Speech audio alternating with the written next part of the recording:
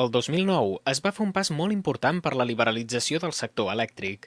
Des d'aquell moment, es pot escollir lliurement la companyia elèctrica que es desitgi, ja que es va canviar el sistema de tarifes regulades i ara els preus de l'electricitat també poden ser fixats per cada companyia. Són el que s'ha batejat com a preus de mercat lliure. No obstant, l'alternativa al preu de mercat lliure és la tarifa d'últim recurs, accessible només pels consumidors domèstics que tinguin una potència contractada igual o inferior a 10 quilowatts. Aquesta tarifa està regulada per l'administració i té l'objectiu de subministrar l'electricitat a preus amb una certa garantia d'estabilitat i a la baixa respecte als de mercat lliure, al que estan sotmesos la resta de consumidors. A més, alguns dels beneficiaris d'aquesta tarifa poden adherir-se també a l'anomenat bonus social. Es tracta d'una ajuda que cobreix la diferència entre la tarifa d'últim recurs i una tarifa reduïda fixa. Per tant, es tracta d'una tarifa més avantatjosa que pretén facilitar el cost de la factura energètica a les persones amb menys recursos. Per tenir accés a aquest bonus social, cal complir amb algun dels següents requisits.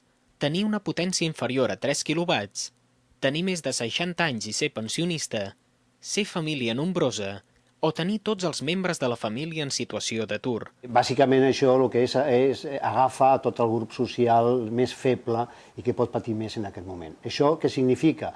Això significa que té garantit durant un temps determinat, en aquest moment fins a l'any 2012, un increment zero. És a dir, el mateix preu que estava fixat a la tarifa l'any passat es mantindrà, no tindrà cap increment.